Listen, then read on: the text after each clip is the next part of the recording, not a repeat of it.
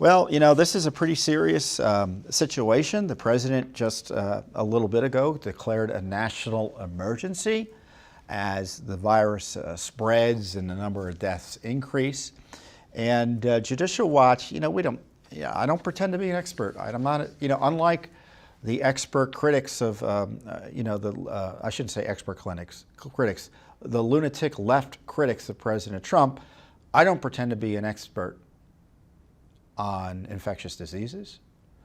I don't pretend to be an expert on public health. I don't pretend to be an expert on the other technical aspects of the coronavirus. But you know what? We do have experience in working with the government. And our advice to President Trump from the beginning was to presume that the various government agencies were incompetent or worse. Now, does it mean you fire everyone who runs the CDC? Does it mean you don't do anything the HHS people tell you to do? Or the State Department or DHS or the other agencies you're relying on? No, it means that you question everything they're doing and you always demand more and better from them. Because if left to their own devices, they won't do and won't do the right thing unless pressured. And so that's been my point of view here, is that the president's got to always be demanding answers and pushing and prodding the agencies. And to his credit, he took these extraordinary steps of, first of all, restricting travel from China once the scope of that epidemic became clear. And just earlier this week, he restricted travel from Europe because now, according to medical experts, that is the epicenter for the coronavirus. So he's trying to prevent, and our public health officials are trying to prevent, more people likely to have the virus from entering our country. And I think it's very interesting because this is a little background on the law there. The law he was invoking is a law that he used. It's called Section 212F. I forget the title, the Immigration Naturalization Act, or law related to immigration. So you can Google it, Section 212F, and you'll see it. It was the law that they used to implement the travel ban.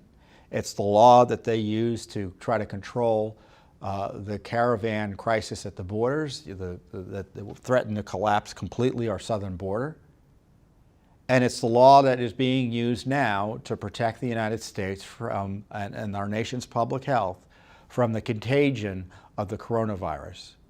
Now, I recognize the virus is already here, but obviously keeping places, people from places where it's rampaging out of the country is a necessary act.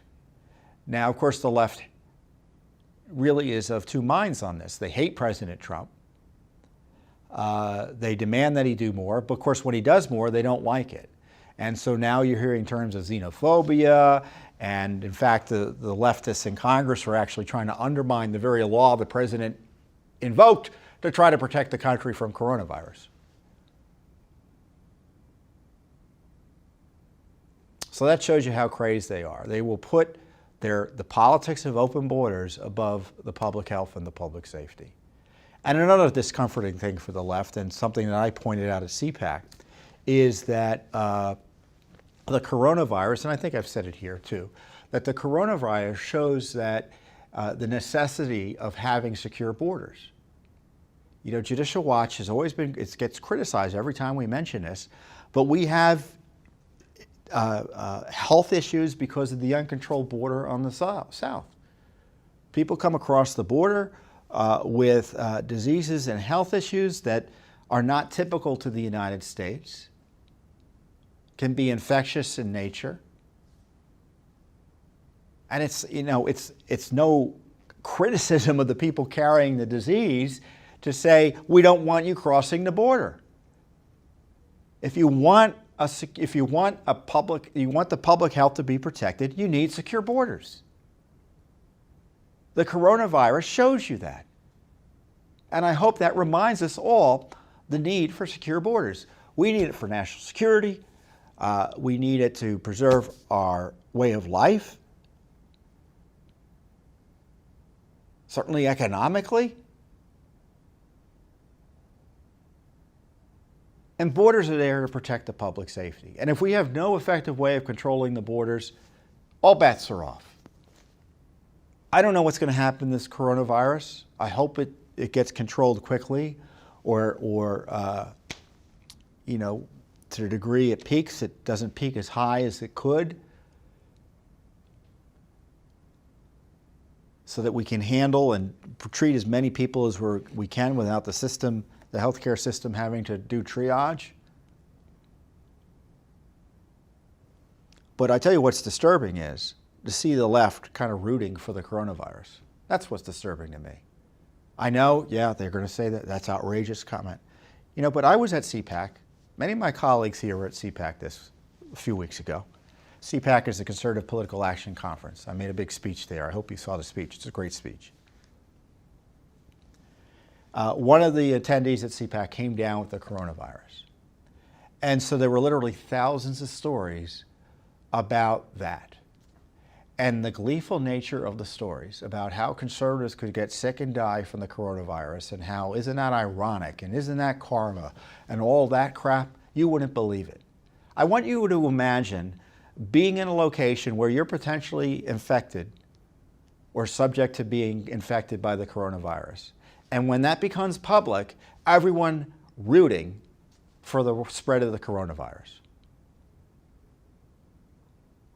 I mean, I want you to go on Twitter, I want you to go and look in the media and see the cackling going on among the left when the coronavirus is discovered at CPAC. So my colleagues and I, we weren't going crazy, we weren't panicking, but you get a little nervous. You're at a place where there was the coronavirus, at least one patient who evidently is recovering. You don't know. You didn't know the details. And to the degree we're seeing anything in the news about it, it's glee and, as I say, cackling about it happening. And I'm tired of that in our coverage. It shows you that this anti-Trump fever, this anti-conservative craziness knows no bounds. It really knows no bounds. Now, the president is, I think, getting a better handle on the situation with the coronavirus.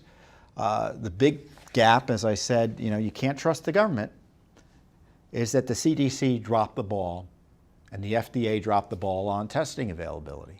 They dropped the ball. They had these Obama-era rules that were being implemented and making it difficult to get tests up and running. They had plenty of forewarning that we were going to need massive testing, and it wasn't made available in a way that reassured the American people.